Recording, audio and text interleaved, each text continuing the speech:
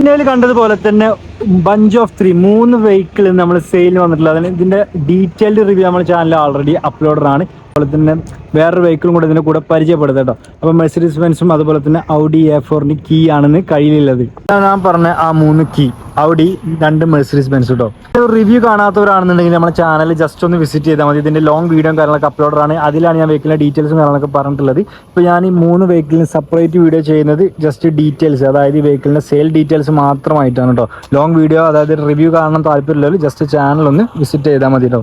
അപ്പോൾ ഇത് 2014 model Mercedes ബെൻസിന്റെ E250 CDI വേരിയന്റാണ് വന്നിട്ടുള്ളത് കേട്ടോ. ഇതൊരു ഔട്ട്ഡേറ്റഡ് ആവാത്ത മോഡലാണ്, ഞാൻ അങ്ങനെ പറഞ്ഞതാണ്.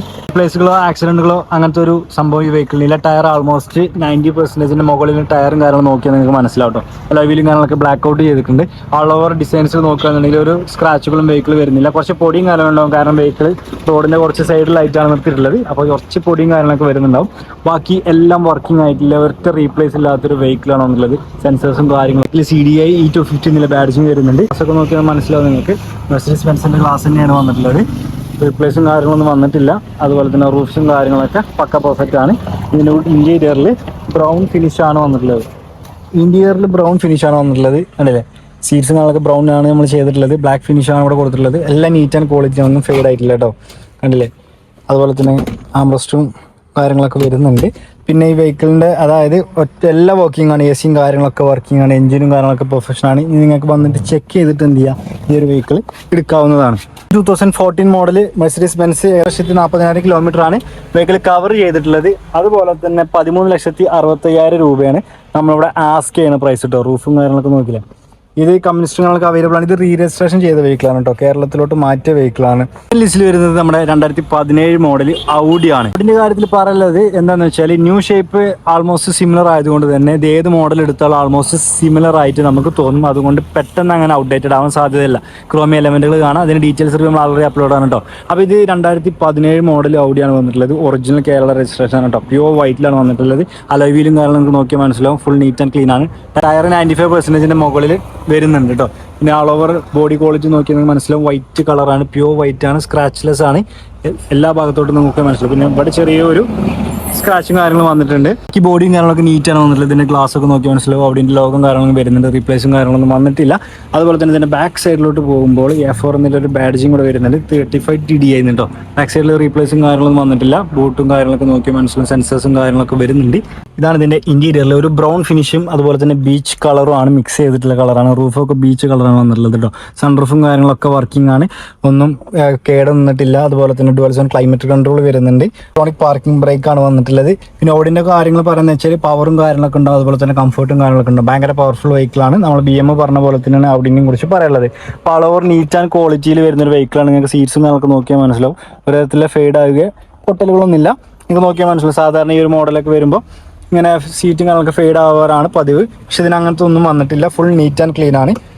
അപ്പോൾ ഇത് ഔഡി 2017 മോഡലാണ്. ഒറിജിനൽ കേരള രജിസ്ട്രേഷൻ കേട്ടോ, അതാണ് ഇതിൻ്റെ ഹൈലൈറ്റ്. ഒറിജിനൽ കേരള രജിസ്ട്രേഷനാണ്. വെറും 1,00,000 കിലോമീറ്ററാണ് വെഹിക്കിൾ കവർ ചെയ്തിട്ടുള്ളത്. അതുപോലെ തന്നെ 14,85 നമ്മുടെ ചോദിക്കുന്നത്. ഹിസ്റ്ററിയും കാര്യങ്ങളൊക്കെ അവൈലബിൾ ആണ് കേട്ടോ. മൂന്നാമത് നമ്മൾ ലിസ്റ്റിലുള്ളത് മെഴ്സിഡീസ് ബെൻസിന്റെ തന്നെ CLA വേരിയന്റ് ആണ്. ഒരു സ്പോർട്ടി സെഡാന് എടുക്കാൻ ആഗ്രഹിക്കുന്നവർക്ക് പറ്റിയൊരു വെഹിക്കിളാണ് നമ്മുടെ CLA. ഇതിനൊക്കെ ഒരു A ക്ലാസ് ടച്ച് ഇങ്ങനെ വന്നിട്ട് ബാക്കിലോട്ട് എത്തുമ്പോൾ അതൊരു സ്പോർട്ടി ഡിസൈനിലോട്ട് മാറുകയാണ് ചെയ്യുന്നത്. ഭയങ്കര പ്യൂർ കളറാണ്, അതായത് റെഡ് കളറാണ്. CLA ഏറ്റവും കൂടുതൽ ഭംഗി ഈ ഒരു റെഡ് കളറിൽ തന്നെയാണ്. ആ ഒരു റെഡ് കളറാണ് നമ്മൾ കൊണ്ടുവന്നിട്ടുള്ളത്. സ്ക്രാച്ച്ലെസ് വെഹിക്കിളാണ്. ചെറിയ ഡസ്റ്റും കാര്യങ്ങളും നമ്മൾ ആൾറെഡി പറഞ്ഞു. 80% അടുത്ത് ടയറും കാര്യങ്ങളും വരുന്നുണ്ട്. അതുപോലെ തന്നെ അലോയ് വീലും കാര്യങ്ങളൊക്കെ മെഴ്സിഡീസ് ബെൻസിന്റെ തന്നെ ഒരു സ്പോർട്ടി അലോയ് വീലാണ് കൊടുത്തിട്ടുള്ളത്. ഡിസ്ക് ബ്രേക്ക് ആണ്. അളവർ സൈഡ് നിങ്ങൾക്ക് നോക്കിയാൽ മനസ്സിലാവും, സ്ക്രാച്ച്ലെസ് വെഹിക്കിളാണ്. സ്ക്രാച്ച് ഇല്ലതുപോലെ തന്നെ പറയട്ടോ. ഇത് ഇല്ലാത്തതുകൊണ്ടാണ് ഇല്ല എന്ന് പറയുന്നത്, ഇല്ലത് നമ്മൾ ഇല്ലതുപോലെ പറയുന്നതാണ്. ഇത് തമിഴ്നാട് രജിസ്ട്രേഷനിൽ വരുന്ന ഒരു വെഹിക്കിളും കൂടാണ് കേട്ടോ. പിന്നെ തമിഴ്നാടിനെ കുറിച്ച് പറയുമ്പോൾ നിങ്ങൾക്ക് അറിയാലോ, കൂടുതൽ നമുക്ക് എന്ത് ചെയ്യേണ്ട, ചേഞ്ച് ചെയ്യേണ്ട ആവശ്യമില്ല. ഫ്രെയിംലെസ് ഡോറാണ്. ഒരു സ്പോർട്ടി അപ്പിയറൻസ് എങ്ങനെയാണ് അതുപോലെ തന്നെയാണ് ഈ ഒരു വെഹിക്കിൾ ഉള്ളത്. ബാക്ക് ഡോറും അതുപോലെ തന്നെ ഫ്രണ്ടൊക്കെ ഫ്രെയിംലെസ് വിൻഡോ ആണ് വന്നിട്ടുള്ളത്. നമുക്ക് ജസ്റ്റ് ഇന്റീരിയറിലോട്ടൊന്ന് കയറിയിരിക്കുക.